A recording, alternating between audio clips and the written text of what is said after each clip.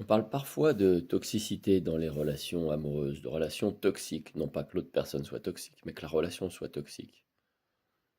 J'ai réfléchi un peu ce matin et que pensez-vous de la difficulté de la situation de l'homme ou de la femme qui se trouve dans le cas de celui qui est toujours en train d'appeler l'autre? Enfin, pas toujours en train, mais qui prend l'initiative. Je veux dire, qui est celui qui prend l'initiative. A priori, c'est pas vraiment un problème. Lui, il satisfait son envie, son désir de contacter l'autre. Et d'un autre côté, l'autre est généralement bien content d'avoir été contacté afin que les deux puissent se retrouver, par exemple, ou échanger ce qu'il y a à échanger. Disons que tant que la relation va bien, à la rigueur, ce n'est pas forcément gênant.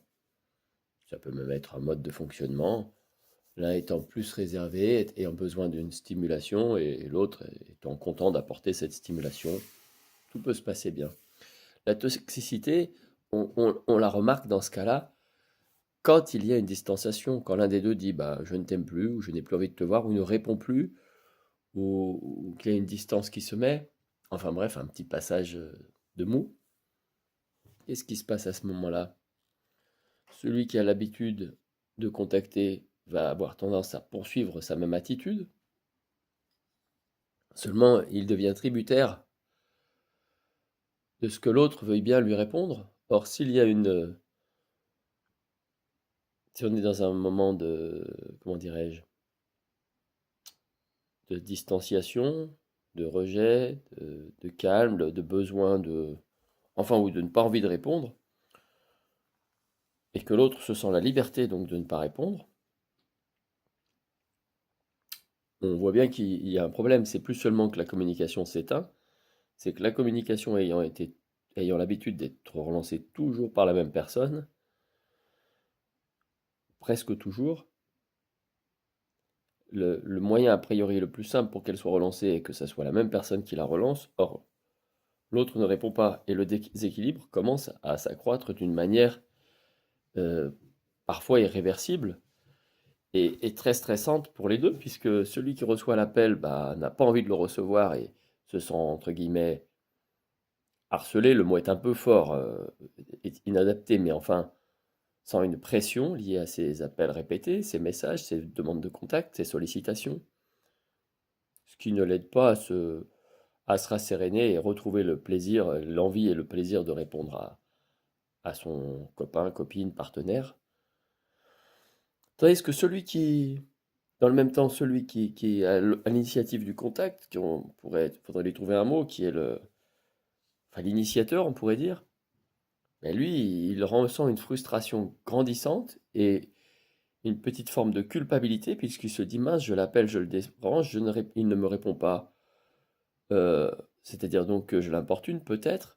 Et d'un autre côté, il sait bien que c'est lui qui initié l'appel de manière récurrente dans cette relation et que s'il ne le fait pas, l'autre ne le fera pas. Pour autant, les deux s'aiment et ont envie se retrouver, ont envie d'être ensemble. Moi, ils sont dans un blocage. Et c'est là la toxicité qu'elle s'installe, me semble-t-il. C'est un de ces aspects, en tout cas, celui que je comprends, pas le seul. Mais c'est vrai que ça pose un problème.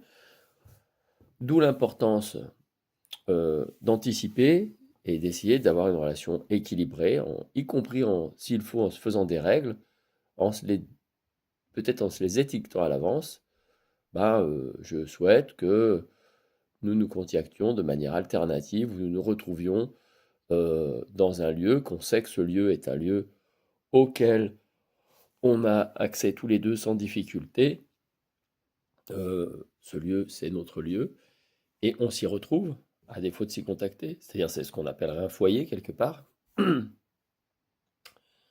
Et ça éloigne encore un peu plus la légende du vivre seul chez soi, de cette soi-disant indépendance pour être libre, qui n'est une liberté que pour l'un des deux, généralement, et une liberté toute relative. On va le voir un peu plus loin dans ce que je voudrais montrer à un autre moment, parce que je vais relire un petit paragraphe d'un livre qui m'avait beaucoup intéressé, mais dans une autre vidéo, qui traite de ça.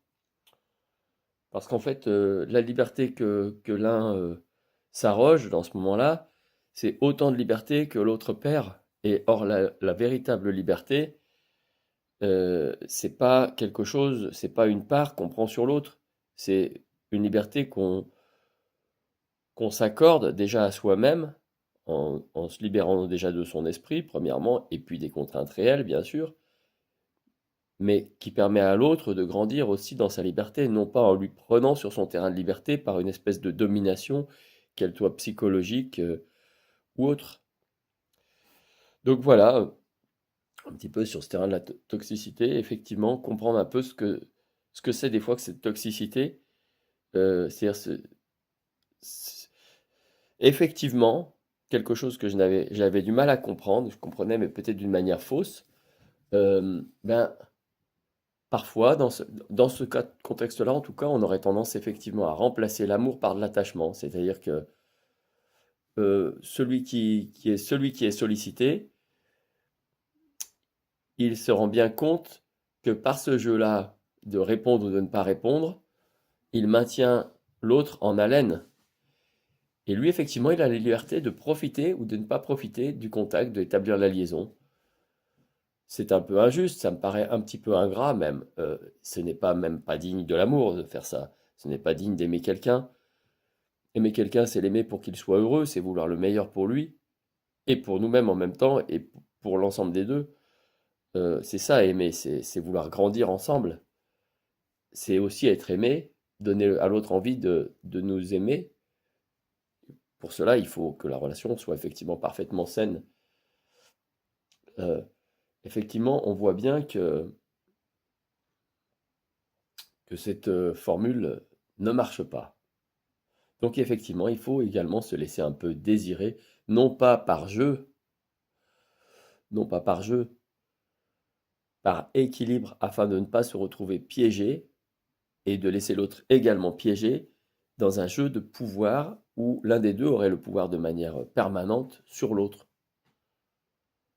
J'espère avoir été clair, on y reviendra plus tard, mais ça me semble important et c'est là, à mon avis, un gros potentiel d'amélioration euh, qu'on comprend d'ailleurs de manière intuitive, mais le démêler un peu, je ne sais pas si j'y suis parvenu là, ça me paraît encore plus important et indispensable pour réussir à avancer et à progresser.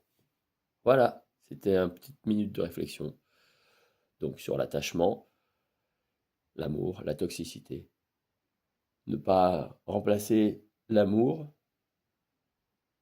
par l'attachement, c'est-à-dire le fait de pouvoir avoir quelqu'un qui nous aime et auquel on répond quand on en a envie, comme on en a envie, et qu'on laisse un petit peu désirer quand on sait que bah, la relation est moins forte. Bon, histoire de lui redonner encore plus envie, le laisser un petit peu mariner dans son coin. Non, je pense que ça, c'est effectivement toxique, c'est de l'attachement. Ça ne veut pas dire qu'il n'y a pas de l'amour entre les deux. Ça veut dire qu'on a choisi une voie qui n'est pas celle qu'il faut, et il faut s'impliquer plus dans sa relation amoureuse, c'est-à-dire être plus à l'initiative, être proactif, non pas être dans la réaction. Quelque part, passer de la dépendance affective à l'amour, c'est peut-être être proactif. D'où la communication, dont je n'ai plus le mot, qui se veut être une communication assertive. Oui, c'est ça la communication assertive, c'est-à-dire où on exprime ce qui nous concerne, ce que l'on a envie, ce que l'on ressent d'une manière claire, nette, simple, plutôt qu'une communication qui cherche à maîtriser les codes de la communication. Voilà, c'était tout pour l'instant. Et bonne journée à tout le monde.